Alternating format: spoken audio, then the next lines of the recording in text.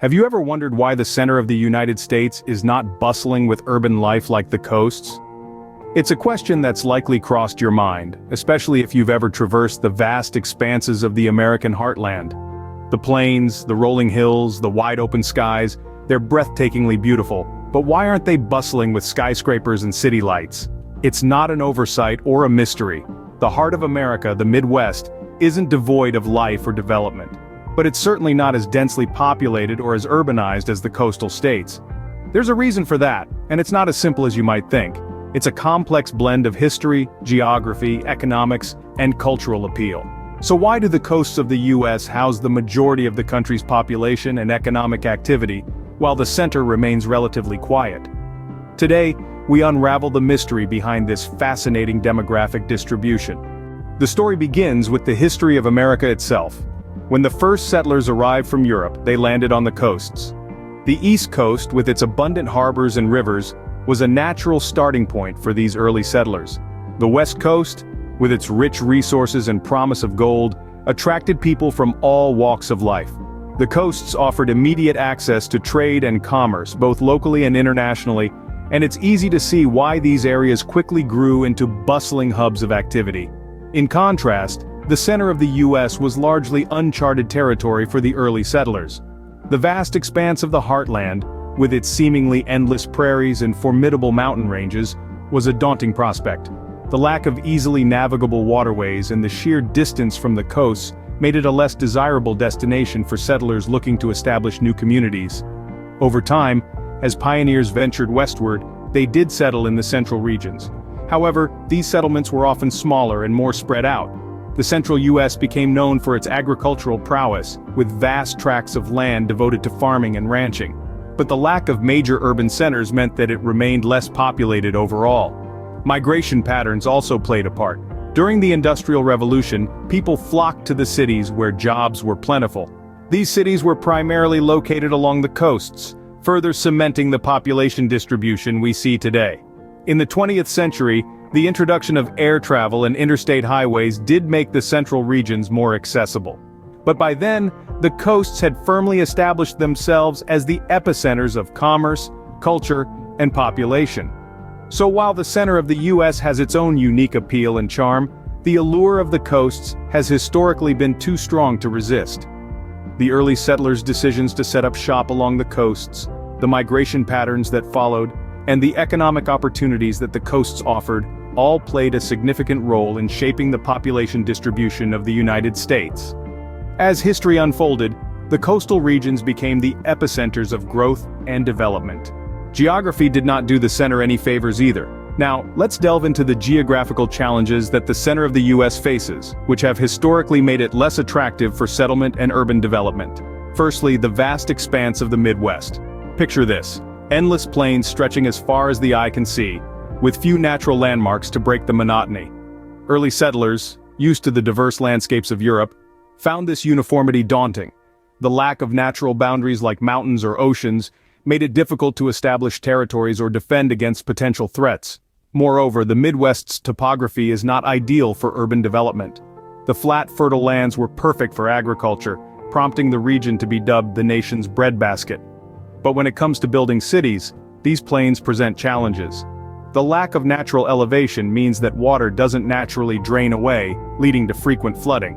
Plus, the soil composition can make construction more complicated and costly. Then there's the weather. The central United States is known for its harsh and unpredictable weather conditions. It's a place where you can experience all four seasons in a single day. Winters can be brutally cold, while summers bring scorching heat. And let's not forget about the tornadoes. The center of the US is right in the heart of Tornado Alley, an area known for frequent devastating tornadoes. These weather conditions not only made life difficult for early settlers but continued to deter people today. Who would want to build a city where the weather can change on a dime, and natural disasters are a regular occurrence? In sum, the geographical challenges of the center of the US have historically made it less appealing for urban development. The vast, flat expanses, the challenging topography, and the harsh, unpredictable weather all played a part in shaping the center's destiny. Geographical challenges made the center less appealing for early developments. Economic opportunities often dictate where people choose to live. This rings true for many people who have opted to reside on the coasts of the United States rather than the center. The coastal cities like New York, San Francisco, and Los Angeles have a concentration of job opportunities that the heartland just can't compete with. These cities are home to a diverse range of industries, from technology and finance to entertainment and healthcare. This diversity means that no matter what your expertise, there's a good chance you'll find a job in your field. On the other hand, the center of the US has a more focused economy. It's primarily agricultural, with a strong emphasis on farming and ranching. This isn't to say that agriculture isn't a vital industry, it absolutely is, but it's not for everyone.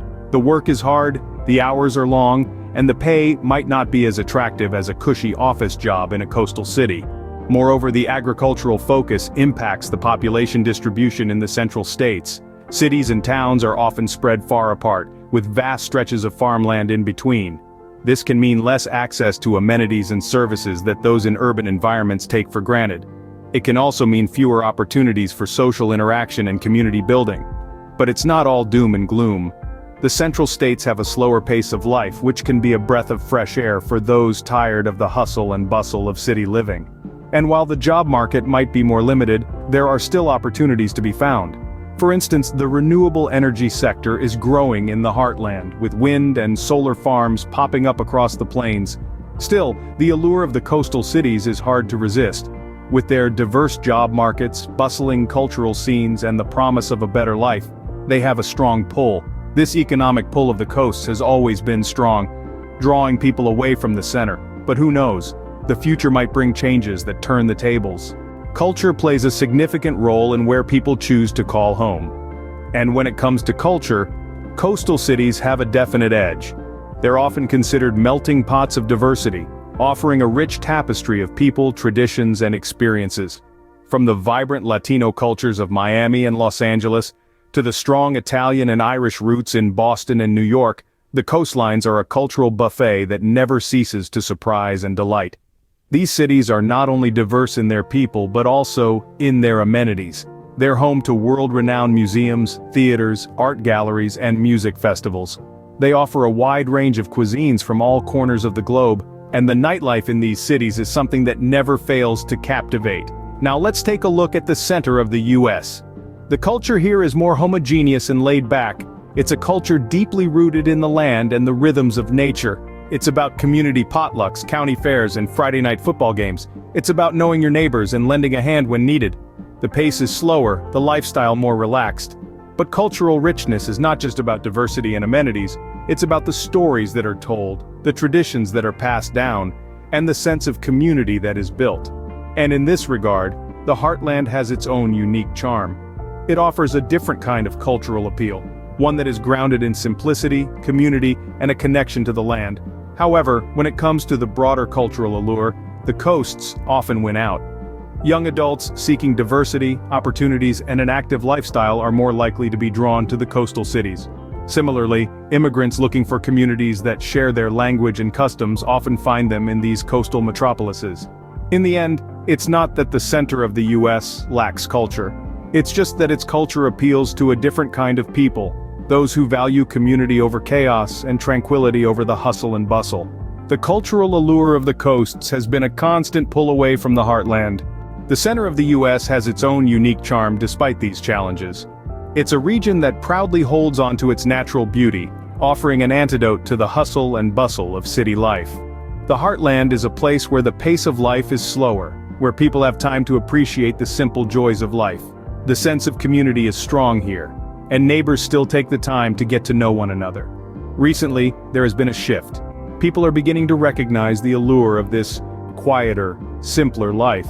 They are choosing to move to these central states, attracted by the promise of a more relaxed lifestyle, the opportunity to be closer to nature, and the chance to be part of a tight-knit community.